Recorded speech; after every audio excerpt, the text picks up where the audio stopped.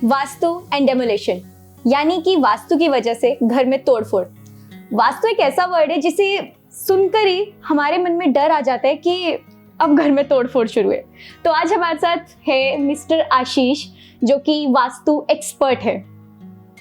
नमस्कार दोस्तों, वास्तु जो राइट वर्ड आज की डेट में रिफाइंड हम यूज करते हैं, दैट इज एस्ट्रो वास्तु।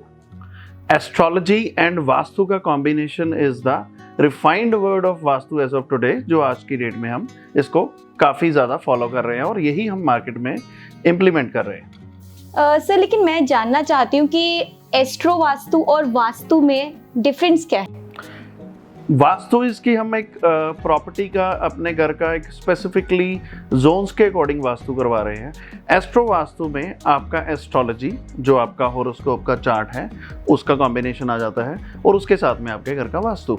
इसको लेमैन लैंग्वेज में एक्सप्लेन करने के लिए फॉर एग्जांपल हमारे प्लेनेट सैटर्न की दशा चल रही है। सैटर्न हिंदी में उसको शनि ग्रह कहते हैं। शनि ग्रह की दशा चल रही है हमारे चार्ट में, होरोस्कोप में, और हमारा काफ़ी नुकसान हो रहा है। जब हम एक एस्ट्रो वास्तु के अकॉर्डिंगली उस घर को ट्रीट करते हैं तो शनि महाराज की जो दिशा रहती है, that is west direction in the home. तो हम उसको एस्ट्रो के कॉम्बिनेशन से बेटर फिक्स करते हैं सो दैट वो जो दशा आपको इम्पैक्ट कर रही है वो घर आपको सपोर्ट करना शुरू हो जाए and you can get results.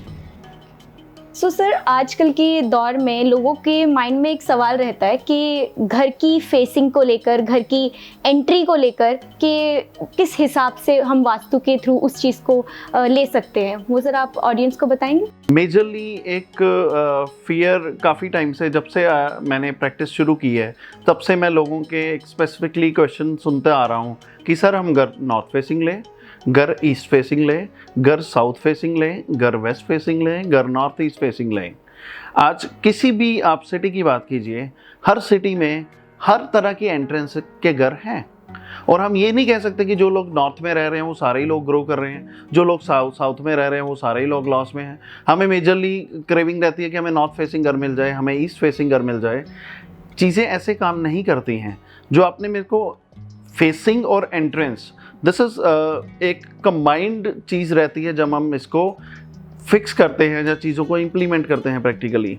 For example एक नॉर्थ की जोन है, नॉर्थ से लेके साउथ की जोन है इतनी बड़ी, उसमें 8 एंट्रेंस होती हैं।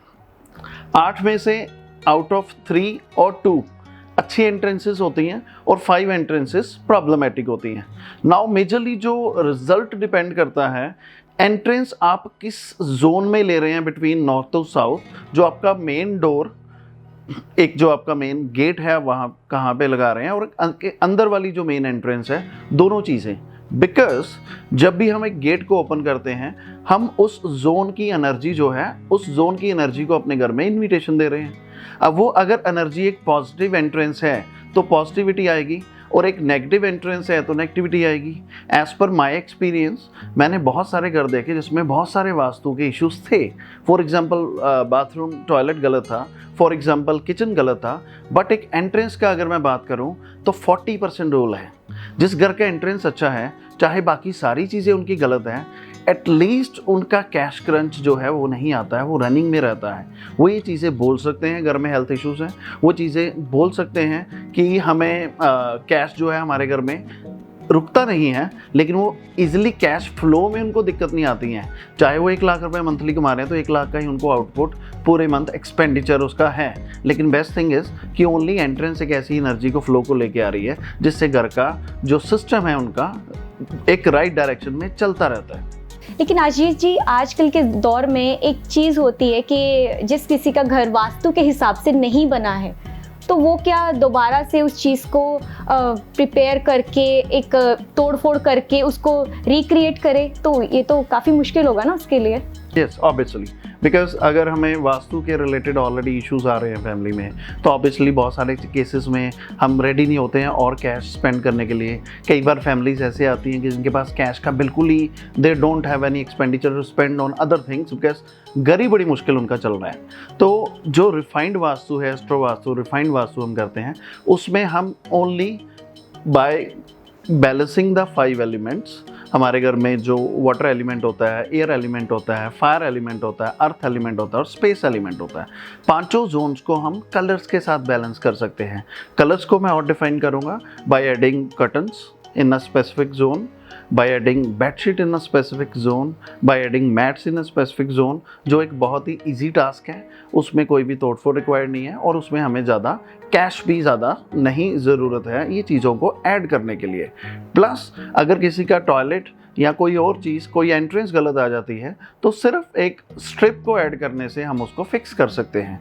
तो बेशक प्रॉब्लम बहुत बड़ी है, हमें इसको ऐसे नहीं लेना कि प्रॉब्लम बड़ी तो सोल्यूशन भी बड़ा होगा। सोल्यूशन उसके बहुत माइनर और इजी सॉल्यूशंस हैं जिससे हम अपने घर को फिक्स कर सकते हैं और इसके मार्वलस रिजल्ट्स आते हैं। सर डेमोलिशन के बारे में आपका क्या कहना है? डेमोलिशन इज़ नॉट रिक्वायर्ड, जैसे मैंने अभी डिस्कस किया है। हम सिर्फ कलर्स को ऐड करके और स्ट्रिप्स को ऐड करके वो चीज़ों को वहीं फिक्स कर सकते हैं। आपका किचन जहाँ पे है you can use the way you using it. आपका वॉशरूम जहाँ पे है आप उसको वैसे ही यूज़ कर सकते हैं जैसे आप उसको यूज़ कर रहे हैं।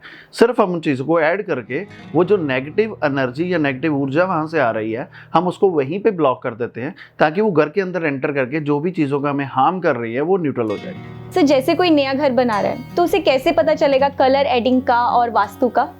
इन चीज़ों को इजी करने के लिए एक्चुअली बिकॉज ये एक माइनर चीज़ें हैं जो आपको जैसे जैसे घर का प्रोग्रेस होता है आपको पूछना पड़ता है कि सपोज़ मैं नॉर्थ का रूम बिल्ड कर रहा हूँ तो उसमें क्या कलर्स ऐड करवाऊँ, फ्लोरिंग क्या होगी।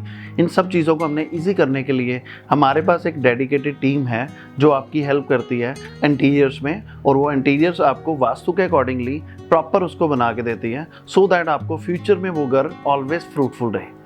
सो सर आप ऑडियंस को कुछ टिप्स देना चाहेंगे कि वो कैसे अपने घर को और ज़्यादा अच्छा वास्तुशास्त्र के हिसाब से बना सके?